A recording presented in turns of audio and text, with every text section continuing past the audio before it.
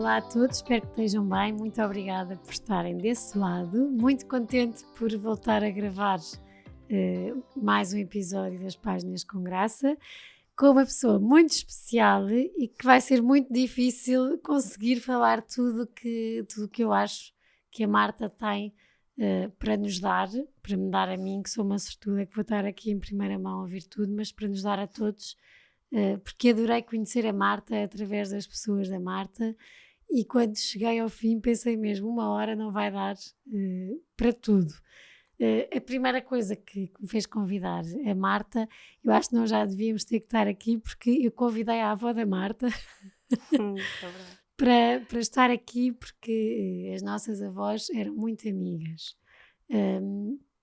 E o convite inicial é tudo muito por uma fase que a Marta está a viver agora, com a filha Luz, que foi diagnosticada uma leucemia, que já vamos falar mais sobre isto, porque de facto é ótimo seguir a Marta e seguir a família da Marta, o Salvador, e a forma como estão a encarar isto, e como estão a ser um colo uns dos outros, mas sobretudo da Luz. Que sorte tem a Luz de ter uma mãe e um pai que estão sempre a acreditar e sempre a querer fazer caminho. Para mim é uma inspiração por isso, mas por muito mais. E é esse mais que vos vou dar a conhecer e que te quero agradecer muito, Marta. Obrigada, Euticas. Por estares aqui hoje. É um prazer. No meio disto que é o turbilhão da vida, ainda conseguires ter tempo para vir aqui. Comigo a dar-te as horas erradas. Não, eu adoro. Olha, ficou tudo bem, pronto, estou aqui e é o que interessa. Obrigada mesmo, porque tenho a certeza que vais ser já tens sido muito nas redes sociais. Convido mesmo todos a seguirem a página da Marta e já vamos falar também disso com calma. Por isso, um grande obrigada. Portanto, então vamos começar assim a fazer a viagem pela tua vida até chegar a isto que se está a viver agora. Como é que foi a tua infância?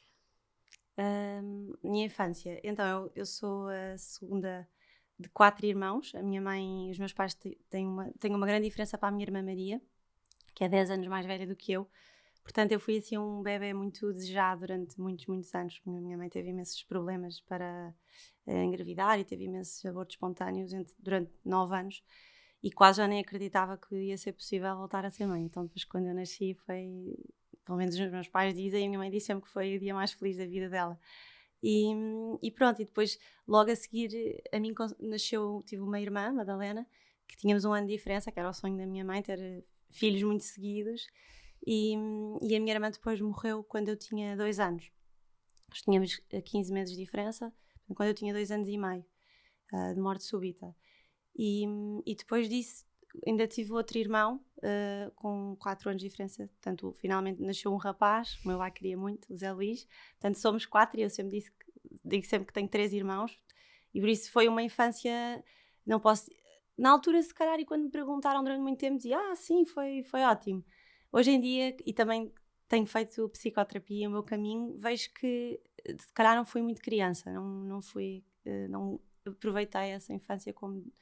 Foi o possível e cresci como... Mas cresci muito... Fiz-me depressa muito crescida, muito madura, queria muito ser grande e fazer coisas dos adultos. E foi também, se calhar, uma maneira de me proteger e de não dar trabalho, porque percebia que o ambiente à minha volta já tinha muito com que... A minha mãe já tinha muito com que se preocupar, e então eu não quis sempre passar um bocadinho despercebida e não dar trabalho. Portanto, foi assim muito bem comportada, muito boa aluna, não fazia nada, fazia tudo certinho. Lembro-me de ser sempre muito responsável, nunca ninguém me pedia nada, mas eu era assim, muito responsável. Depois lembro-me de dar as notas aos meus pais e dizer, mãe, tive 5 a tudo, e a minha mãe dizia, que falta de graça. era este género. Mas quer dizer, não dava muito trabalho, mas pronto, tinha muitos amigos, sempre fui muito sociável. E lembras-te da Madalena? Sim, lembro-me. Não, é difícil distinguir o que é que são memórias criadas, memórias construídas, mas tenho a certeza que tenho várias coisas dela, e quando vejo fotografias, e lembro-me também do dia em que ela morreu, que foi na véspera de Natal, e tenho imensas imagens desse dia, e depois aquele sentimento de perceber que porque já não perceber bem, mas porque é que já não tinha uma irmã e onde é que ela estava. Então toda a minha infância espelhada em desenhos, são desenhos de anjinhos, era a nossa família e depois um anjinho a voar em cima da nossa casa, e sempre cresci com essa ideia de ter uma irmã que era um anjinho da guarda, e falava muito com ela, e sempre, desde sempre tínhamos inseparáveis. A noção da morte que nos miúdos entra entre os 6 e os 8 anos, a ti foi assim? Sim, foi mais cedo. Foi mais cedo. Foi muito cedo, mas foi sempre uma presença que se falou abertamente. A minha mãe sempre, através da fé, foi a forma como arranjou de resolver a vida dela, e foi sempre muito espiritual e muito de... Que sorte que eu tive de ter esta filha, e por isso sempre falámos dela com imensa saudade e ternura, mas muito normal. Eu pergunto isto porque normalmente a primeira reação das pessoas é dizer 2 anos e pouco nem se lembra. Sim. Mas lembra-se, não é? Fica. Sim. Fica de certeza. E agora penso, e vejo o meu filho e depois penso, 2 anos, quando ele tinha 2 anos estava sempre a tentar comparar, e tenho a certeza que há qualquer coisa que fica. E isso de ser sempre, porque é comum, as pessoas com quem eu falei, as tuas pessoas diziam, a Marta é muito perfeccionista, foi sempre a melhor em tudo o que fazia, sempre muito, muito empenhada, e foi sempre assim desde pequenina? Sim, eu acho que se calhar, assim, eu também tenho uma visão agora, se calhar às vezes de tentar analisar à luz de ser psicóloga, mas eu acho que foi era a minha forma de conquistar os outros. Eu, talvez por alguma insegurança ou por alguma noção de... tinha muito aquela coisa de ter medo de abandono, e de dizer sempre à minha mãe, quando é que voltam? Eu odiava, talvez porque fui sofrendo alguns pequenos abandonos, seja a minha irmã, que de um dia para o outro já não estava lá para brincar comigo. Depois também me lembro de uma empregada nossa que era como se fosse a minha segunda mãe, que depois de um dia para o outro desapareceu quando eu tinha 3 anos. Portanto, a minha entrada na escola foi só aos 3 anos e foi um bocadinho agressiva na altura. Lembro-me de sofrer, a minha mãe escrevia tudo no livro de bebê, que não foi nada fácil. E eu acho que aquilo foi a minha forma de... Eu tenho de fazer tudo muito bem para que gostem de mim, ou para que notem em mim. E foi inconsciente, mas sim, acho que pode ter sido isso. Mas era aquela aluna um bocadinho nerd. Mas, quer dizer, eu gostava imenso de estudar, eu tinha facilidade na escola e pensei, é isto que é esperado de mim, eu vou fazer o melhor que é possível. Portanto, também era aquela pessoa... Mas divertida? Sim, acho que era Deixavas divertida. copiar? Era um bocadinho tensa. Não, deixava copiar. Tantas as minhas amigas faziam um gato sapato dessa parte, já no 7º, 8º e 9º. Lembro-me de uma amiga minha que brincava imenso comigo, que sabia que as pessoas não iam acreditar que aquilo... que tinha sido eu a mandar o lápis lá para a frente, e pronto. Mas sim, deixava copiar se aquilo não me desse para mim, para o torto. Sim. Porque tens um sentido de humor muito grande. Sim, acho que sim. Porque sim. foi comum, e é giro porque eu adorei perceber Sim. isso, porque como não te conheço, a tua página, e vejam, é ótima porque vê-se a perfeição que tu pões, a exigência que pões em ter uma página e em que os conteúdos sejam bonitos. Sim, embora eu acho que não faça pensar muito nisso, mas esse cara é natural. E fica então perfeito, naturalmente, mas que é giro que não conseguia perceber este teu lado, porque quando tenho 3 pessoas a dizer a Marta tem um sentido de humor espetacular e consegue-se rir dela própria. Sim, isso acho que sou, e sempre adorei teatro e fazia imensos campos de férias em miúda, e lembro-me de... Aquilo era natural para mim ir para o papel adorava imitar vozes e fazer coisas engraçadas, e o Gato Fedorento sabia tudo de cor e via aquilo, e sempre e a minha família também é muito desse tipo de humor, e portanto adorava ir para essa parte da palhaçada, e adoro fazer, tipo, imitar pessoas. Podíamos falar em brasileiro aqui. Podíamos, sim. Sim, imitava e tudo, e as minhas amigas passavam a vida na escola assim, imita lá não sei quantos, vá. Apanhava ali a maneira de ser, de falar das pessoas. Sim, adoro. E quando é que a vida, em termos académicos e profissionais, começou a ficar mais sério? Eu sempre levei muito a sério, mas sem perceber, aquilo era fácil para mim. E eu lembro-me até de uma professora uma vez me dizer no 5º ano, Marta, eu fazia perguntas que não eram nada para o teste, aquilo já era demasiado, ela assim, nunca hei de perguntar isso, não se preocupe. Era tipo, e ela dizia, Marta, você nunca vai ter problemas com estudos. E eu achava que aquela resposta não fazia sentido. Eu pensei lá, porque agora está a correr bem, eu não percebia isso em mim.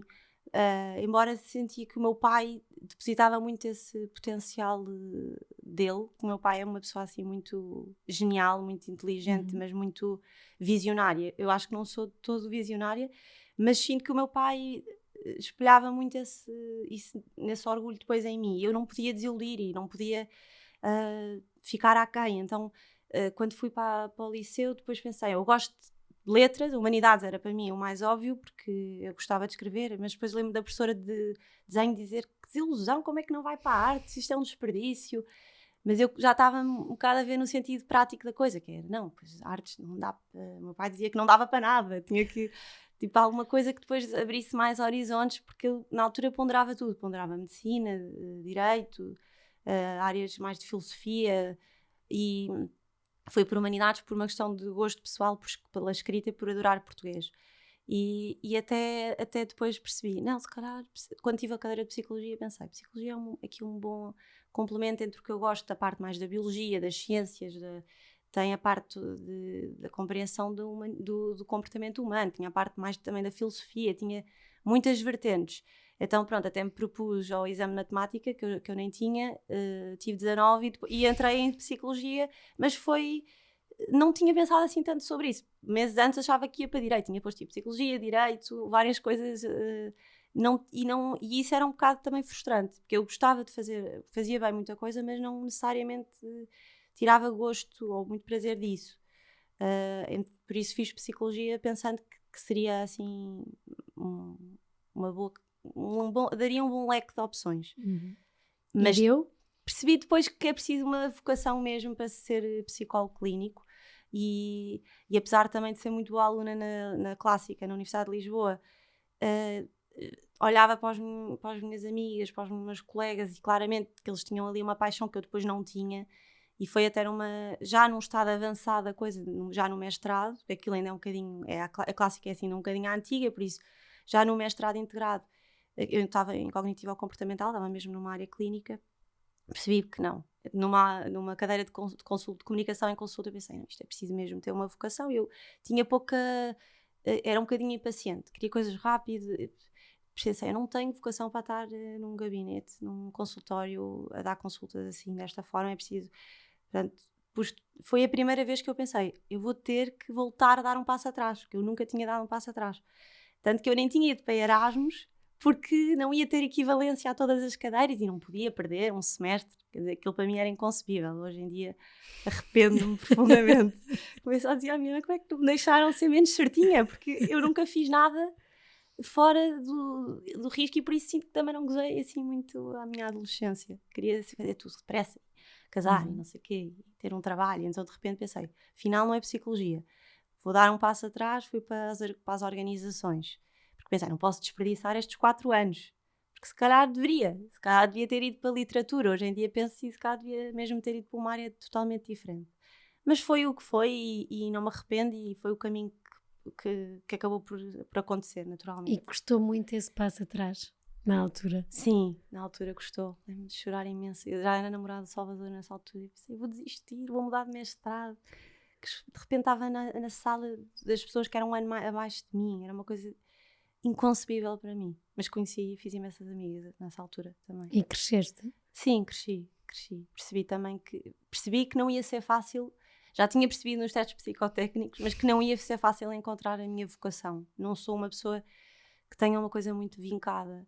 E lembro-me dos professores dizerem, isso é porque tu tens muitas valências e fazes bem muita coisa. Só que por um lado isso, durante muito tempo, confunde fazer bem e gostar de fazer uma coisa muito diferente. E isso confundiu-me muito, durante muito tempo. Mas pronto. E psicologia organizacional? Gostei. O meu pai ficou todo contente. Pensar, pronto, vai para o mundo das empresas. Depois, o meu pai tem uma empresa grande em Portugal de vinhos. E por isso pensou, agora já estava mais descansado que eu pudesse dar seguimento à coisa.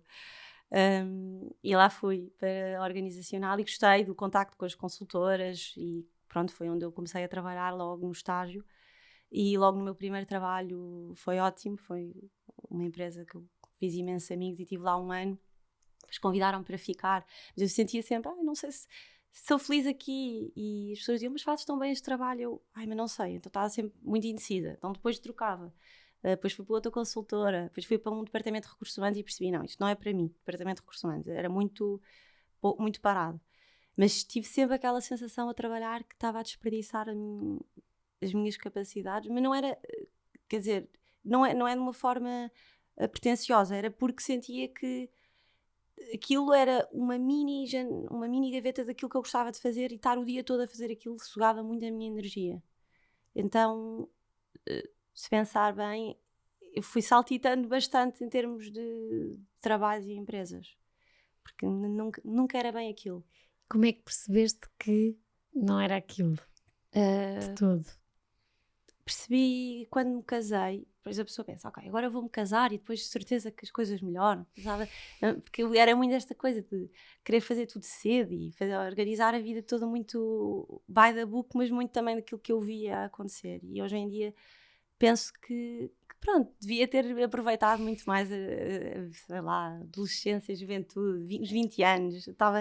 Eu lembro-me de uma vez ir a uma biblioteca num trabalho e a bibliotecária dizer, você é muito madura para uma menina de 19 anos, que tem uma postura muito madura. Eu na altura ficava orgulhosíssima de ela me dissesse aquilo, mas depois eu pensava, realmente não é suposto, era para curtir a vida um bocadinho mais, mas pronto, e por isso sim, não me arrependo nada, e tudo o que passei e tinha que passar, mas depois tive uma conversa até com a minha chefe, que era a minha amiga nessa última consultora, e pensei, não, eu vou arriscar trabalhar freelancer. Posso fazer aquilo que eu faço, era assessment, avaliação psicológica nas empresas, era um trabalho que era facilmente feito de forma externa, em modo freelancer, e por isso depois poderia encaixar outros gostos da minha vida. Foi até quando eu descobri a cerâmica. E foi fácil ir contra as expectativas? Não. Da família? Sim. Eu acho que é da sociedade, não é? E as tuas? Sim, para mim era tipo, o que é que as pessoas vão pensar? Agora não estou a trabalhar, porque eu não era nada carreirista. Apesar de ser muito boa aluna e mesmo muito, muito exigente comigo, eu nunca fui nada carreirista, de ter um grande trabalho e ser reconhecida por isso. Portanto, por um lado, eu aceitei isso bem. Era mais o que é que as pessoas vão pensar de mim. Eu que era uma pessoa muito ativa, eu nunca consigo estar parada. De repente agora tenho que estar a justificar, porque não trabalho todos os dias, das 9 às 7, só escolho os trabalhos que eu queria. Mas mal me despedi, o trabalho veio logo até mim.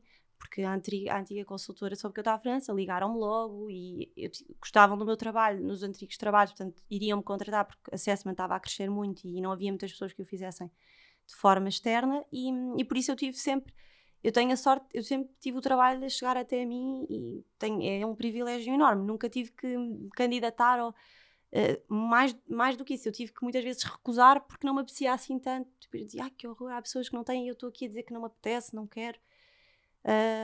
Portanto, foi um caminho de humildade, de dizer às minhas amigas, não, olhem, eu não sou igual e vou trabalhar freelancer aos 25 anos, não era muito comum, 24, 25, já trabalhava desde os 21. E pronto, e foi... Se é às amigas e em casa, com as expectativas? Eu acho que o meu pai já tinha... O meu pai, eu valido, ou seja, eu sinto que tinha que validar ao meu pai que era ótima aluna, ganhava o prémio da melhor aluna do curso, a faculdade, mas depois isso não havia dúvidas, nem para mim, nem para o meu pai, mas que eu iria fazer a carreira que ele estava à espera, eu acho que ele depois percebeu que claramente não iria. A minha mãe nunca foi de todo preocupada com esse lado, é uma pessoa muito mais humana, muito mais ligada a outros temas de vida do que isso, portanto não estava nada preocupada. O Salvador também, ele sempre foi muito de... Ele sabia o meu valor e dizia, arrisca, claro, e faz o que te apetece. E foi ele até que me desafiou e que me ofereceu um workshop de cerâmica. Foi quando eu descobri esse lado mais das artes, voltei-me outra vez para o meu lado criativo. E portanto ele foi sempre o primeiro a apoiar.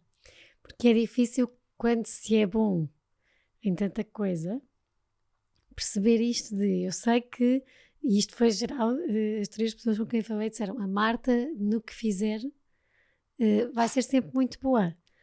Porque o brio é tanto, o empenho é tanto, Mas quando se tem essa noção, porque has de Sim, ter, como é que consegues, como é que é este caminho de perceber, ok, agora já percebi que as expectativas que eu tinha não é por aqui que eu sou uhum. feliz, se eu Sim, quiser, e segundo palavras de outros, podias hoje ser diretora de um departamento de recursos humanos, do que seja, mas não é isto que me faz feliz. sim, E depois, como é que é esse caminho? Porque acho que muitas pessoas que nos sim, ouvem muitas vezes ficam onde estão com medo deste caminho sim. que tu estás a fazer.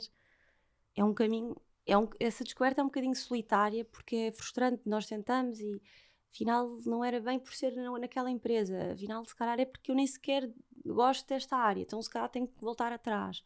Mas por onde é que é? É um bocadinho frustrante, mas eu sinto que arranjei ali inconscientemente arranjei ali uma escapatória que foi, pensei, eu ainda não sei muito bem, portanto o freelancer dava-me a estabilidade financeira, o sentir que não estava a ser, porque eu tinha muito aquela coisa, não posso ser inútil, eu tenho que pôr os meus dias a render e sou muito de rentabilizar o tempo e nunca estar quieta. E por isso esses trabalhos que eu ia fazendo davam-me essa falsa noção, se calhar, de que pronto, está tudo ok com o meu trabalho, mas depois eu pensei, eu queria muito ser mãe cedo. E então o ser mãe, por um lado, foi realizar um sonho paralelo que me iria dar ali algum tempo ou ganhar algum tempo para pensar o que é que eu quero fazer mesmo com a minha vida profissional. Portanto, eu depois fui mãe aos 27, tinha-me casado com 24 anos, que era novíssima, e foi ótimo, mas foi também perceber que ser mãe não era a minha vocação só, ou seja, porque eu pensei, se calhar Uhum. vou ser bué como a minha mãe, que sempre viveu muito para os filhos e não pôs a carreira dela de lado, ah, e então constatar isso foi também pensar, afinal, eu não nasci só para estar em casa e ser mãe. Também foi um bocado o balde de água fria.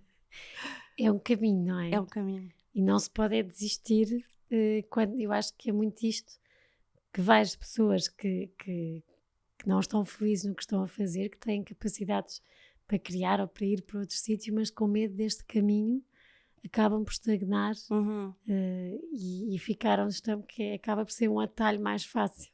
Sim, embora eu acho que eu não era capaz de lidar com a infelicidade de perceber que estava a desperdiçar um bocado a minha vida e os meus sonhos, nas empresas onde eu estava, apesar de gostar tanto das pessoas que me dava vontade de chorar, só a pensar, vou-me embora, faço bem o que estou a fazer, as pessoas gostam do meu trabalho e eu vou-me embora sem ter um plano B.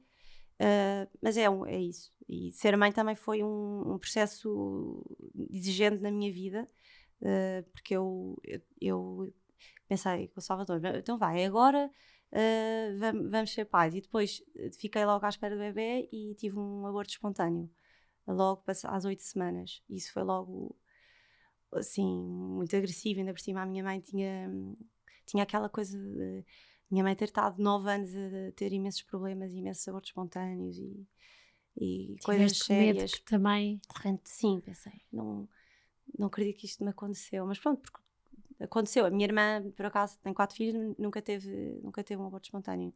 E foi logo o primeiro. E depois tive a sorte de conseguir ficar logo à espera do bebê ao fim de 3 meses do meu filho, do Salvador, do Sassá. Mas foi uma gravidez muito dura. Com muitos medos. Não, porque eu tive logo um descolamento. Tive 3 meses ao princípio deitada a dizerem que era muito pouco provável que aquela gravidez evoluísse. Depois, os 3 meses do segundo trimestre foi ótimo. Consegui fazer a minha vida normal, mas sempre com aquele medo latente. E depois, num dia para o outro, comecei com muitas contrações e fui tipo ingênua à MAC. Me disseram, vai à MAC que é domingo, é rápido, podes dizer que estás cheia de contrações. Eu nem sabia muito o que era, mas doía-me a barriga, chegar lá ela. Estava de 26 semanas e a médica que me viu disse-me, olha, vamos fazer tudo para que o seu filho nasça hoje. E eu pensei, ok, afinal eu estou mesmo com contrações. Eu fui lá porque estava a achar uma coisa e de repente não saí de lá, fiquei lá internada uma semana. Eu estava de 26 semanas, era mesmo muito mal se ele tivesse nascido nessa altura. As coisas depois melhoraram, eu fiquei lá internada uma semana, dei aquelas injeções de maturação pulmonar e as contrações também estabilizaram um bocado e fui depois 3 meses para casa, tive deitada 3 meses. E foi duro. foi tipo, nada é como eu imaginei. Ainda por cima, nem me tinha passado pela cabeça ter um parto, de ser um parto normal. E a minha mãe tinha tido 4 partos normais, a minha irmã na altura 3.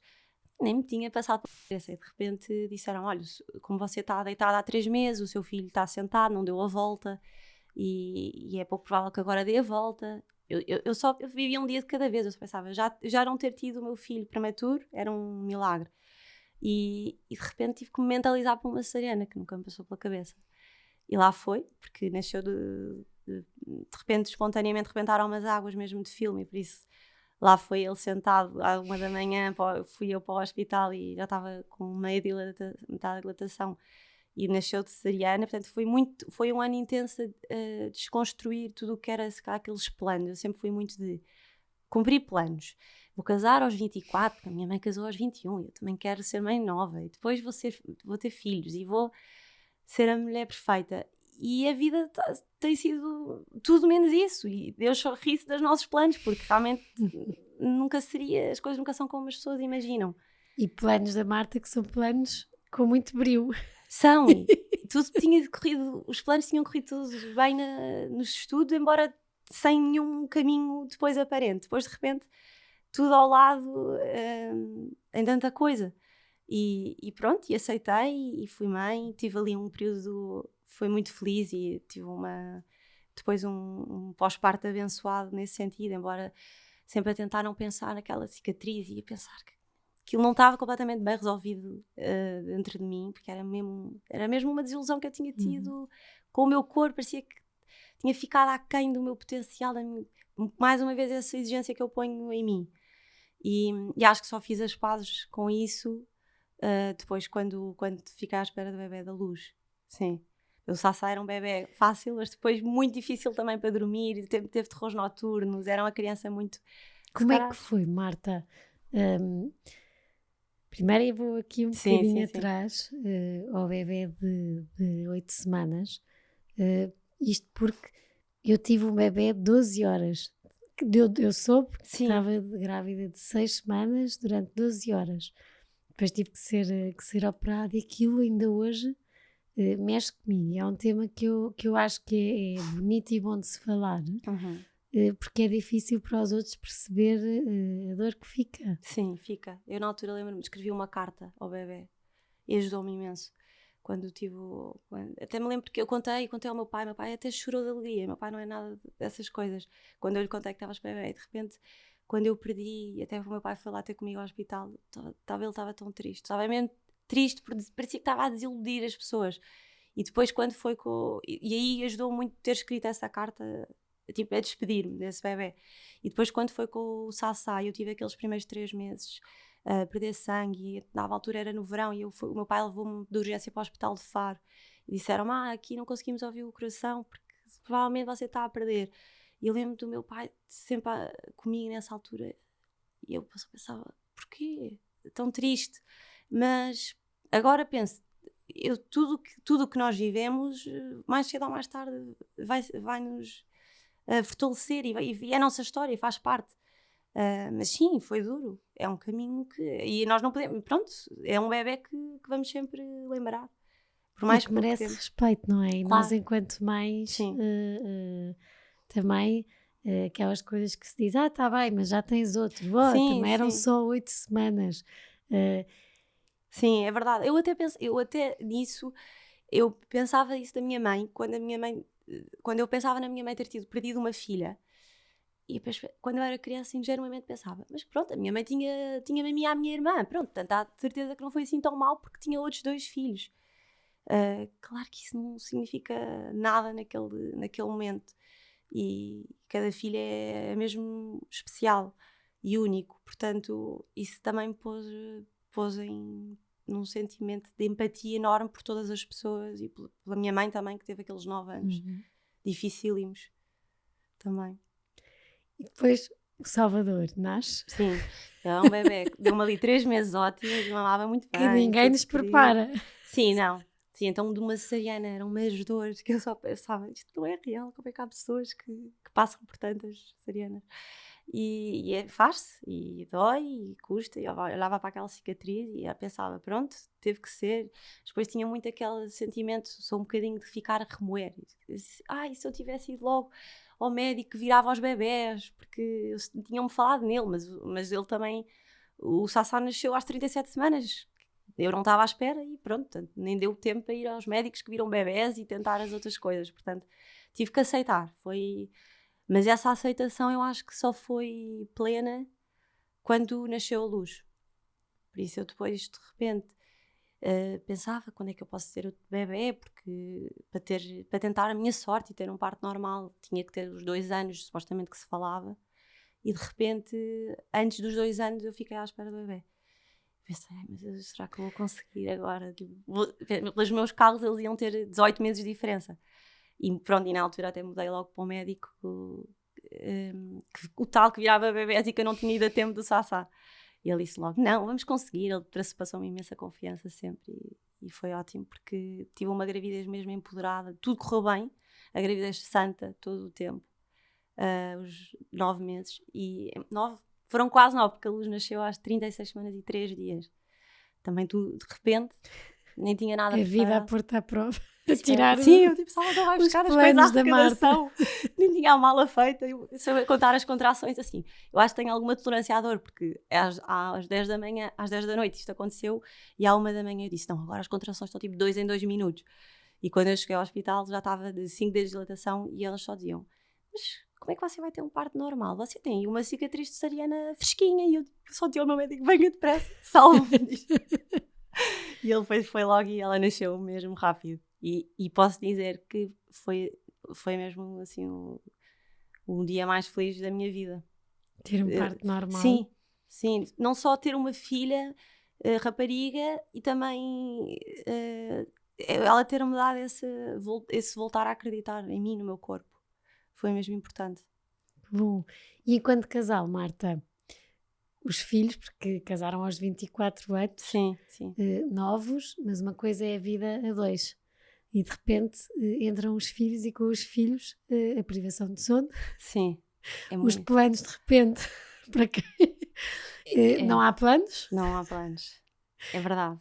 Eu acho que o Salvador, ele tem mais de 3 anos do que eu. E ele próprio, eu acho que durante muito tempo ele foi-me fazendo as vontades. Sabia que eu queria casar cedo e sabia que, pronto, e está bem, se ela fica contente, vamos lá e casamos já. E até foi sempre o primeiro dos amigos a casar e depois a ter filhos. Mas estávamos os dois alinhados nisso. Se calhar da Luz de ser tão seguida do Sassá, não, e eu nunca imaginei que fosse tão duro.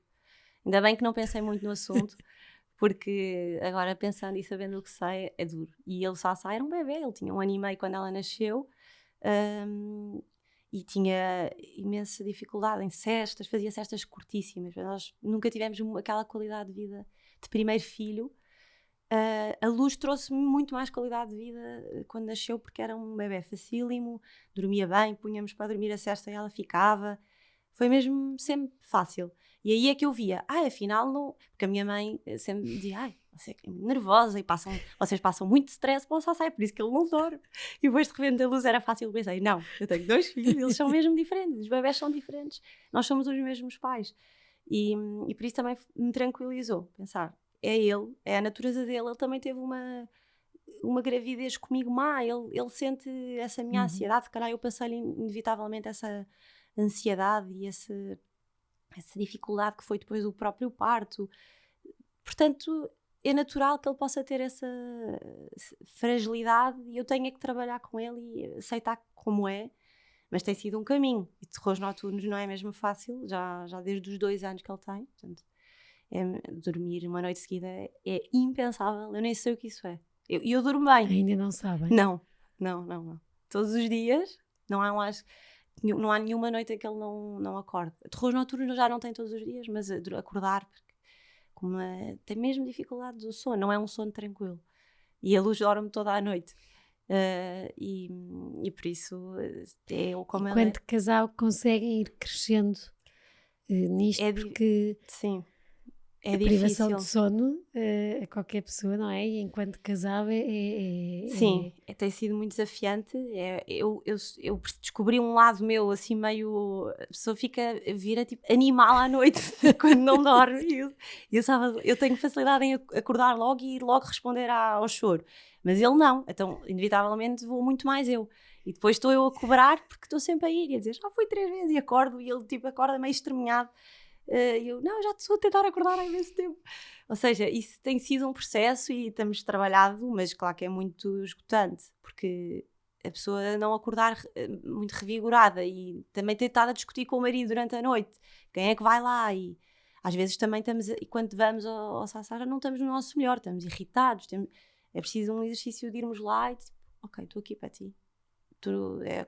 Falar com ele e aceitar que ele é o nosso filho e que ele é assim, que não sabemos quando é que isto vai parar e quando é que ele vai dormir bem, mas claro que abala muito o casal, é preciso levar com algum humor. Eu já disse, nós dizemos imenso à noite valem mesmo palavrões, há coisas que eu nem sabia que sabia dizer, e ele tipo, tu chamaste-me aquilo, e eu, ai que horror, eu nem sabia, porque eu depois esqueço-me. E isto porque, para quem tem tantos planos, para quem lê e gostava tanto de ler, nós crescemos muito com os contos de fadas. Sim. E crescemos muito a olhar para os pais, para quem for, quase como se fosse sempre tudo perfeito. Porque eu acho que também mais nas famílias conservadoras chegava-nos só o que era perfeito, Sim, as coisas menos boas ou más, parecia, e de repente casamos, temos Pois filhos e afinal isto não é sempre perfeito e temos de É. aceitar a imperfeição.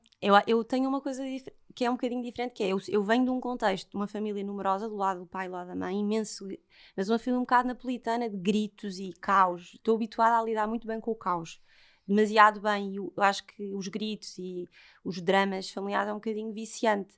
E eu venho desse contexto, os meus pais sempre gritaram imenso, o meu pai grita, nós vivíamos numa casa com 4 andares, então era normal, tipo, onde é que está, não sei o quê, tipo, procurar as pessoas pela casa aos gritos, e depois de alguma discussão familiar, de um ambiente nem sempre fácil, e portanto, apesar dos meus pais serem casados, eu cresci num ambiente que eu não acho que tenha sido muito bom, nem muito saudável, e portanto, eu sempre pensei o contrário, com pouca humildade até, mas aquela ingenuidade de dizer, não, quando eu for mãe, quando eu for mulher, eu nunca vou falar assim com o meu marido, eu nunca vou falar assim com os meus filhos, e de repente casar e ter filhos e tudo nos fugir do controle e pensar, estou a fazer o que eu sempre disse que não ia fazer. Eu queria um ambiente calmo e o Salvador vinha de um ambiente muito calmo, muito civilizado, tudo. O pai dele é inglês e então lá, todo o lado da família dele, do lado do pai, são mesmo aqueles britânicos calminhos, falam baixinho, tudo muito polite. E eu acho que quando ele conheceu a minha família deve ter achado que é isto. Tipo, o meu Natal é tipo, a minha mãe tem 8 irmãos, o meu pai tem 8 irmãos, somos imensos primos direitos, fotografias por todos os lados. Eu ia ao Natal dele e pensava, isto é um bocadinho triste, é que as pessoas aqui tipo, tiram a senha para falar quase, não há máquinas fotográficas, não há 400 crianças a correr e somos muito diferentes e ele próprio é muito, muito reservado e eu não. E então isso também encontrar esse equilíbrio e aceitar que eu iria cometer alguns erros que nunca imaginei, que se calhar via os meus pais fazer e pronto, e achava que ia ser diferente, é também uma noção de tolerância que nós ganhamos em relação à nossa própria família, importante. Demorou e que muito quando tempo. somos mães também ganhamos mais, ou não? Muito mais, sim. Percebemos que também, quando eu fui mãe, mesmo o perceber a dor que a minha mãe passou da minha irmã, quando eu fui mãe, tornou-se real essa noção e essa noção de fragilidade humana e de realmente não controlarmos nada. E quando tens dores, Marta, é-te fácil pedir colo ou procurar colo? Não, nunca foi. Eu, como nunca dei muito trabalho e sempre vi muita drama na minha família, muitas discussões e coisas difíceis em casa, muito difíceis. Eu era a pessoa que ia ouvir atrás da porta só para ver se estava tudo sob controle, mas nunca dei trabalho demasiado. Mas, portanto, sempre que estava tudo bem comigo. E as minhas amigas também me diziam, não, mas contigo também está sempre tudo bem. Eu não queria chatear e era eu a ajudá-las e a dar-lhes conselhos. E isso custou-me muito caro, muito tarde. Eu nunca pedi cola a ninguém. nunca dei parte fraca a ninguém, mas nunca. Talvez depois, se calhar, com o Salvador, às tantas descarregava nele. Mas tanto que a minha mãe hoje em dia é difícil agora às vezes dizer, mãe, eu acho que hoje em dia eu só queria que tivessem-me tratado como uma criança.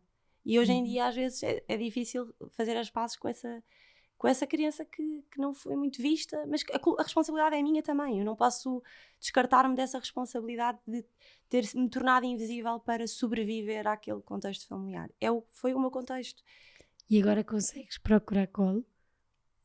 Acho que ajudou-me muito a psicoterapia. Sim. A minha antiga chefe também acho que foi uma pessoa muito importante, a Tânia, que me deu imenso colo num contexto de trabalho e das minhas dúvidas de empresariais, porque eu às tantas dei um passo atrás da minha carreira freelancer e voltei a aceitar uma oportunidade de trabalho porque estavam-me a dar as condições que eu queria, disseram-me, trabalhas como quiseres, o que é que tu precisas para trabalhar aqui? E eu disse, ok, trabalho 3 dias por semana e ganho X. Eles, ok, está bem, pode ser. E eu pensei, bem, as pessoas estão-me a dizer o que é que eu quero fazer, eu tenho que aceitar. E de repente também não era feliz nesse trabalho e pensei, que ingratidão que eu estou a sentir sou uma ingrata. E a Tânia, a minha chefe, foi muito importante para me dar esse call e esse coaching de perceber que não tinha mal e que era assim, e que era o meu caminho e eu iria encontrá-lo no outro lado. E aí também coincidiu foi em novembro de 2021, foi quando eu comecei a fazer psicoterapia. E foi ótimo. E desde então. É essencial. É essencial, mesmo. É como na altura, olha, era como ir à ginástica ou ter a minha tarde de cerâmica também, era ir à minha psicóloga. Bom, eu costumo dizer que eu acho que é isso, é nutricionista, é tudo, e de repente parece, quando se fala em psicoterapia, já é diferente, e não é. Não, eu nunca tive preconceito. Era mais porque achava que não era mesmo, que não era preciso, e que eu tinha e que tinha força. Achavas que ias conseguir sozinha? Sim, que ia conseguir tudo sozinha e não precisava de... mas depois quando comecei, e ao princípio eu acho que é pior do que bom, porque a pessoa está a levantar o pó todo do sótão, tudo que está ali meio fechado e achar que está resolvido e que não foi nada resolvido. E portanto também se ganha uma noção, a minha psicóloga é muito de picar e de corresponsabilizar do meu crescimento, e a pessoa não pode... Eu sempre fui um bocadinho vítima, acho que sempre me pus um bocado lá da vítima, coitada, era uma miúda, e depois a minha irmã morreu, e depois a minha mãe estava muito ocupada a fazer o luto dela e não conseguiu ser a minha mãe, e eu cresci um bocadinho sobrevivendo sozinha, e gostem de mim porque eu sou ótima aluna e sou não sei o quê. E eu acho que hoje em dia ganhei uma noção de responsabilidade também por esse meu caminho, e tenho de ser... E também tento fazer isso com os meus filhos, responsabilizá-los pelo caminho deles, embora seja um bocadinho. E agora, Marta, como é que é, e já conheceram, agora ouvir uma Marta tão exigente consigo, como é que é de repente perceberes que, como é que foi perceberes que a luz tem aqui um caminho duro, não vamos dizer que é fácil porque não é, como é que foi e como é que tem sido? Apanham aqui numa fase muito também eu já estava, acho que estou num caminho de pôr tudo em causa, mesmo profissionalmente, como é que eu quero construir a minha família, o meu casamento, tudo, e de repente já achava que tinha imensos problemas na minha vida, e quando nós ouvimos leucemia, e quando nessa tarde, à noite, nos confirmaram que a Luz estava com uma leucemia, nós nunca imaginamos, não é? Mas eu nunca achei aquilo porque a mim, ou porque que estranho, ou porque tipo a negação de certeza, não pode ser. Aquilo encaixou muito naquilo que era uma ideia que eu sempre achei de alguma coisa que viria a acontecer à minha vida. Não que eu achasse que a minha vida estava a ser fácil, porque acho que nunca achei, mas tinha aquela ideia. E a Luz era uma criança que eu também tinha um sexto sentido de mãe, de alguma fragilidade, e por isso Quando ouvi leucemia, por um lado eu até disse, ok, então pronto, era isto de certeza. Fez-me bastante sentido. E foi uma noite, quando nos disseram, nós até ficámos os dois a dormir lá nos cuidados intermédios antes de sermos transferidas para o IPO. Claro que nunca ninguém imagina, e estava, tipo, já as coisas eram tão caóticas que aquilo até me dava vontade de rir para não chorar. E eu nem chorei nessa noite. E o Salvador estava bem, bem pior que eu, e ele sim estava um bocadinho inconsolável ao princípio, e nós não estávamos numa fase nada boa nessa altura. E lembro-me de ela já estar a dormir e nós de repente abraçarmos os dois assim, tipo, estamos aqui para o que tiver que ser.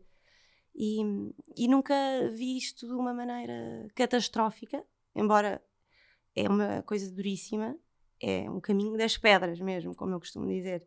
E no dia seguinte, quando entramos no IPO e nos dizem, pronto, uma leucemia são 2 anos, mas ainda nem sabia se era uma leucemia linfoblástica ou mieloide, ou há imensas variantes, portanto, a pessoa está sempre a receber informação e mais informação, e é mesmo aceitar um dia de cada vez.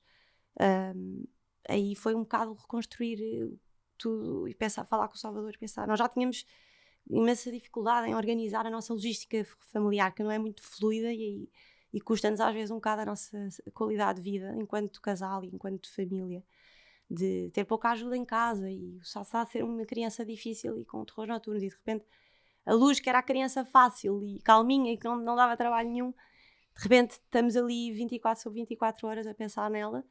E aquele primeiro mês em que estamos ali internados é um bocado agressivo. Lembro-me de pensar, também coincidiu com uma altura em que eu estava a passar um período mais difícil com os meus pais,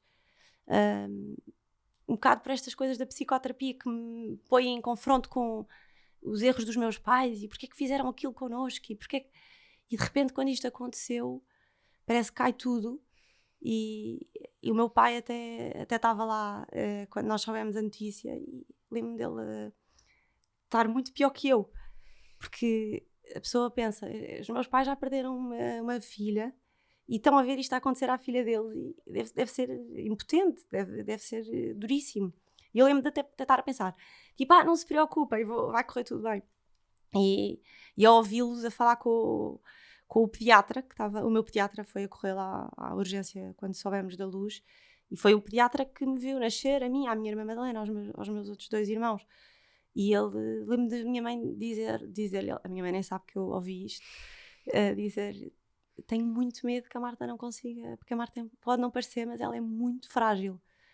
E ele até disse, a sério, a Marta parece uma pessoa muito forte, porque é isso que eu passo aos outros, caralho. E eu lembro-me de pensar, eu ouvi isto, não era para ouvir, mas eu sei que eu ouvi isto por alguma razão. E então, quando, por algum motivo, aquilo empoderou-me ainda mais. E, portanto, quando eu entrei no dia seguinte no IPO e aquilo tudo se tornou real, e ver aquelas crianças todas ali e pensar que aquilo ia ser a minha realidade, pensei, isto vai-me transformar, isso eu não tenho dúvida, já mudou. Há uma vida antes do dia 20 de novembro e uma vida depois. Há mesmo. Eu já não sou a mesma pessoa, a minha filha também não, e a nossa família também não, e a relação com os meus pais também não. Acho que para o meu pai foi ótimo, porque se transformou num avô que nunca tinha sido, e que eu tinha um bocadinho aquela revolta de dizer, o meu pai nunca foi um pai muito presente, e também não era um avô muito presente para os meus filhos, porque trabalha muito e porque não sabe ser, não está habituado a ser, é um bocado de outra geração.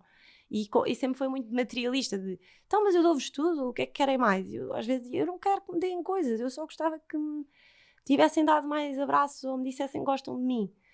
E acho que isto tornou mesmo real essa necessidade de mostrar que temos que mostrar aos outros que gostamos dele, e não é dar-lhes coisas. E então tornou-se um avô só em 3 meses, que eu acho que era o que ele precisava, e só isso já é espetacular. E portanto todas essas relações foram desconstruídas, e tudo o que parecia que estava a ser um mau e um pesadelo, de repente com a doença da Luz, ela só veio iluminar toda a gente desde então. Já viste, Marta, isto à parte da Luz, que bonito é o teu pai, que já não é novo, não é? Ter o querer adaptar-se, porque nós vemos tantas pessoas, filhos de gerações que cresceram sem Sim. colo, sem isto. Nós hoje em dia sentamos a brincar com os nossos filhos, Sim. dizemos que os adoramos, que verdade. gostamos deles, mas eu acho que as gerações acima da nossa, Sim, não, de todo. e depois quando não se tem também é difícil Sim. o processo, o caminho para conseguir dar naturalmente. E isto só para te dizer que estava-te aqui a ouvir, que luz que foi, não é? De repente veres o teu pai a ser desde dia 20 de novembro. Sim, a transformar-se.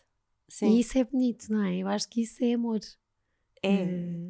De um processo, de um caminho, se calhar que veio de conversas. Sim. Que a psicoterapia eu também faz muito isto. Mas eu acho que por isso é que enquanto há partilha, enquanto há conversas, as conversas não se querem todas perfeitas e a acabar aos abraços. Mas, Sim. não é? Faz parte e ver que há essa transformação é bonito. É muito bonito. Eu tenho a certeza que eu acredito mesmo que nada é por acaso. Nunca na vida ninguém quer a doença de um filho para que a vida mude. Ninguém deseja isso, obviamente, mas se isto está a acontecer, eu lembro-me de mandar uma mensagem à minha psicóloga nesse dia do IPO e ela depois ligou-me. E ela nem é nada de estar ao telefone e ligou-me e disse: Marta, a natureza é perfeita, o universo é perfeito. E ela não disse muito mais. E eu pensei: é mesmo, eu tenho a certeza que há qualquer coisa, há muita coisa que eu já estou a perceber só desde ontem para hoje. Seja o abraço que eu dei ao Salvador, seja o meu pai, seja tudo. Mas há muita coisa que eu ainda não estou a perceber hoje e que vou perceber. E desde esse dia que é um bocado avassalador. E durante esse primeiro mês, a vida, a pessoa fica completamente... Eu estava inebriada com tanto amor que eu recebia. Porque eu nunca na vida me passou pela cabeça não contar logo às pessoas, nem fazer disto um grande segredo. Pensei, porquê é que eu havia de fazer? Ela está doente, eu preciso que toda a gente que queira e que goste de nós se una connosco, e por isso vou partilhar. E foi muito natural partilhar. Mas mesmo assim não estava à espera da onda de amor. As pessoas mandavam-me coisas para o IPO. As minhas amigas, nem tenho palavras, e toda a gente, pessoas que eu não conhecia, que me diziam que tinham voltado a rezar, que não rezavam há 20 anos. Uma que me disse que agora rezava com o marido à noite, que ele não era católico e agora rezavam juntos. Os pequenos milagres. Sim, até foi engraçado porque eu tinha pegado no livro da Filipa Saraga na véspera, nada a ver, de repente tinha-o na mochila das coisas da luz, quando nós estávamos nesse primeiro dia no IPO, ainda não tinha aberto uma única página, e de repente tinha lá o livro dela a dizer: eu acredito em milagres, e mandei-lhe uma mensagem a dizer: olha, estou no IPO, minha filha tem uma leucemia e estou a ler o teu livro.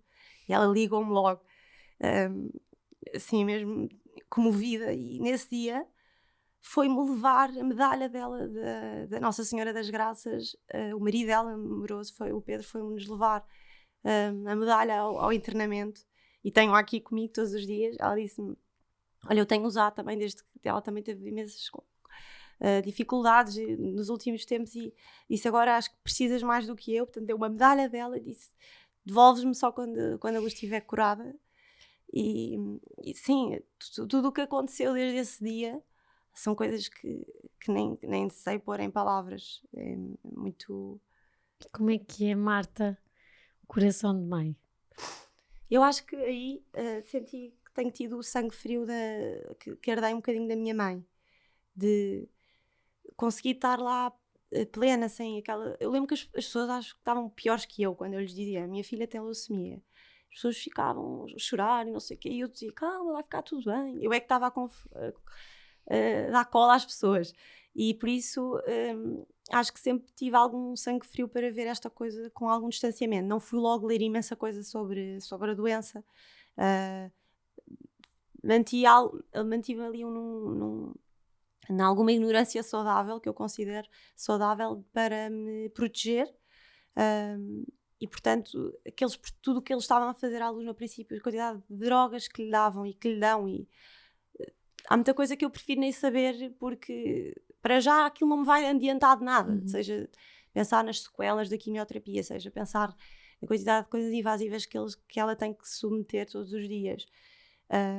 porque eu penso assim, eu estou entregue, eu estou no sítio que devia estar, estou rodeada de ótimos médicos, enfermeiros, auxiliares, pessoas espetaculares, portanto, entrego aquilo que eu não domino, eu entrego e confio. Portanto, vou tentar estar o melhor possível para ela. Então, todos os dias era estar feliz, a rir-me, tentar desmistificar o que lhe estavam a fazer. E ela também tem um médico inacreditável, teve imensa sorte. De todos os médicos são todos ótimos, mas está mesmo bem entregue e adora o médico e fica toda enternecida quando ele entra e deixa-o auscultar. E, quer dizer, ela está como tinha que estar dentro do contexto que é uma doença muito grave. Portanto, eu sinto que o coração de mãe... Tem medo?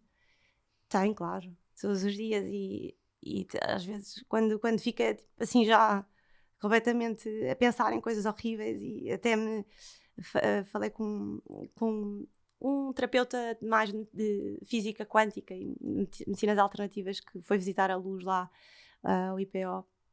E ele disse, quando tiveres mesmo já a hiperventilar cenários negros, e isso é, respira fundo, 3 vezes, pensa, visualiza a tua filha curada.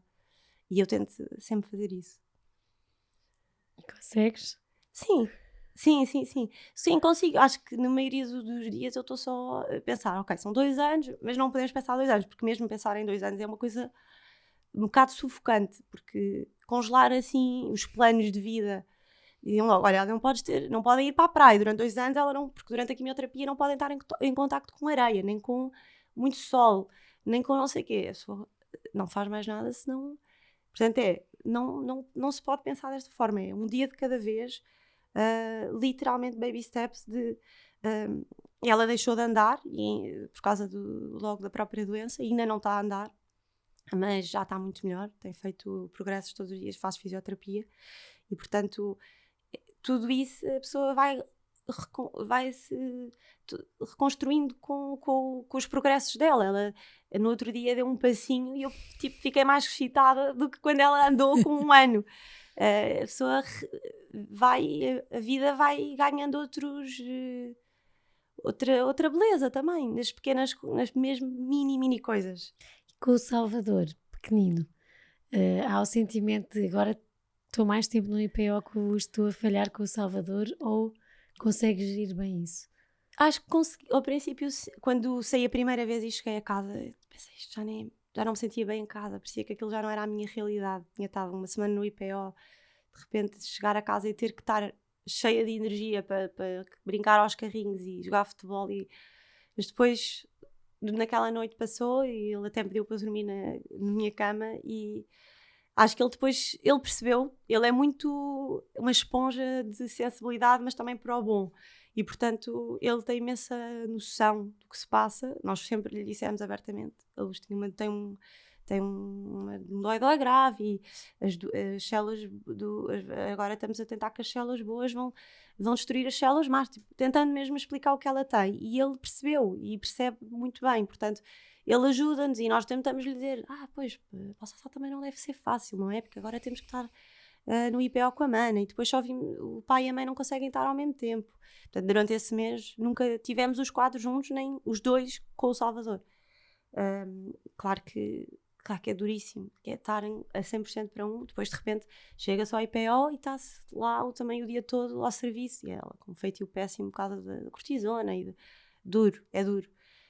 Quando penso nesse mês, já parece que passou tanta coisa depois disso, e penso, boa, esse passo já foi, agora depois estamos na segunda etapa, que também é outra quimioterapia, mas já em ambulatório. Portanto, é tudo pensar e tu vais pequenos passos. Vivendo isto como se fosse uma missão. É uma missão, sim. Não posso tentar que seja a minha única missão. Mas eu, ao princípio, isso assustava-me, pensar, agora vou deixar de ter felicidade na vida. E depois, quando comecei outra vez a rir-me, quando comecei a querer outra vez ter vontade de jantar ou de ir ao cinema, pensei, não, afinal eu ainda cá estou, afinal as coisas que eu gostava ainda existem. Há um bocadinho às vezes aquela coisa de estar na rua, ver uma família e vê-los a passear, e apetece ir lá e dizer, que sorte, Mas quer dizer, eu sei que isso um dia vai voltar e então é tentar tirar partido do que nós temos, que é, temos imensa qualidade de vida, vivemos 18 minutos do IPO, há pessoas que vêm do Algarve, que vêm de muito longe para estar ali, que têm que ficar nas casas deslocadas da família, e nós temos imensa sorte no meio de tudo, o que é um processo de cura de uma doença oncológica. Obrigada, Marta. Que o tempo voe e mais tempo tivéssemos. Queria, antes de ir, não me matem, mas antes de ir às últimas 3 perguntas, só perguntar ou pedir-te para o que é que queres dizer a algum pai ou alguma mãe que esteja agora na fase de levar o choque de ter um filho com esta doença, para além de te irem ler, porque têm que te ler, porque tu dás muito colo com a tua escrita, escreves lindamente e pões muito coração, mas se quiseres dizer alguma coisa a alguém que esteja a passar por isto.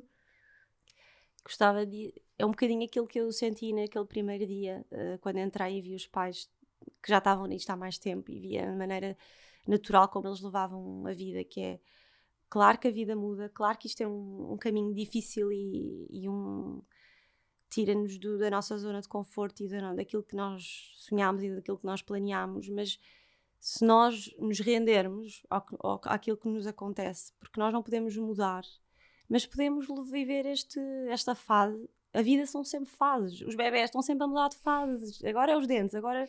E isto é só uma coisa que não estava no nosso plano, tal como nada na vida é como nos planos.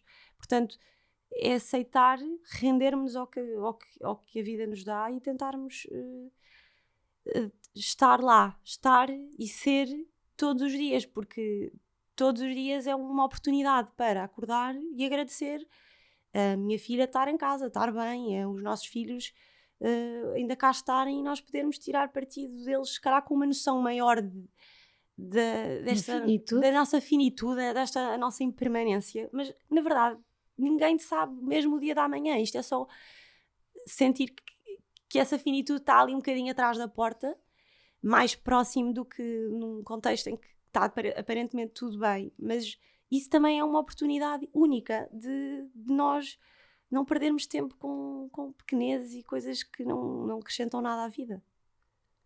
Obrigada, Marta. Não. As últimas 3 perguntas. Qual é que foi um dos dias mais leve na tua vida? Foi mesmo o dia de nascimento da Luz. E um dos dias mais pesados? Acho que foi o dia da chegada ao IPO.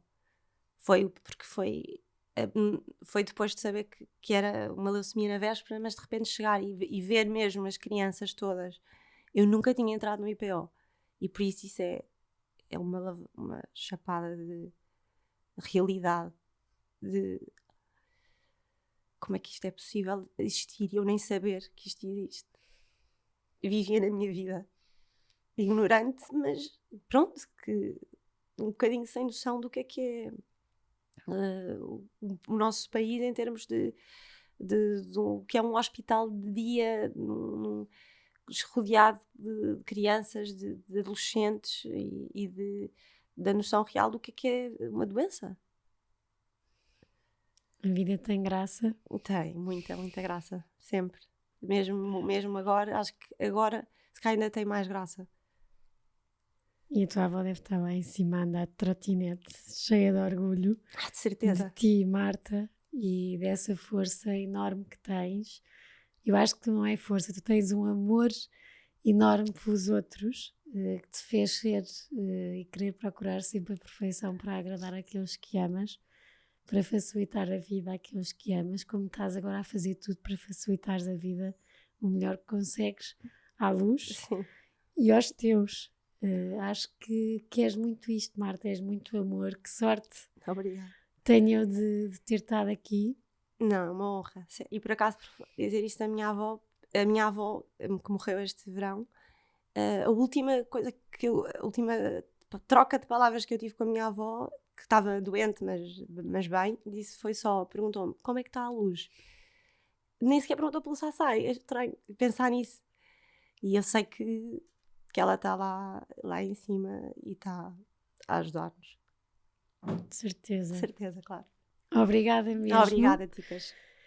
Tenho poucas palavras para vos dizer, mas acho que, porque é muito mesmo, e ainda bem que não tive que argumentar com a Marta, porque é a rainha das argumentações, em que o Salvador em casa perde discussões porque já nem consegue argumentar melhor, mesmo quando está cheio de razão.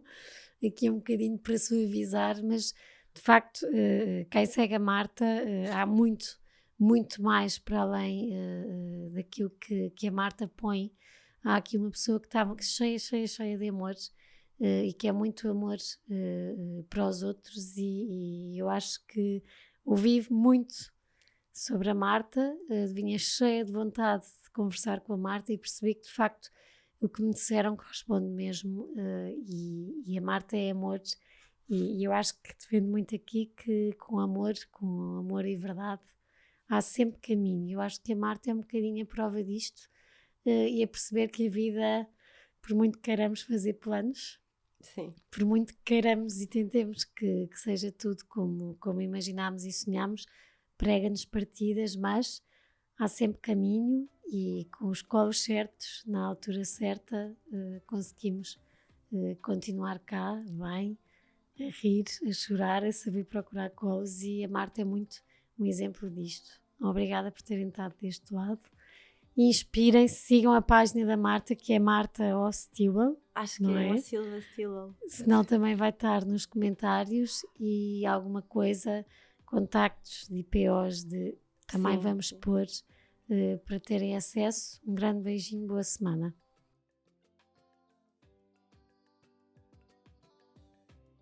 Obrigada por terem estado connosco até aqui. Para terem acesso a conteúdos exclusivos do podcast Páginas com Graça, como quem serão os convidados e saberem com antecedência, poderem fazer-lhes perguntas, terem acesso a conteúdos extra que vamos conversar e que vamos falar aqui, poderão ser patronos.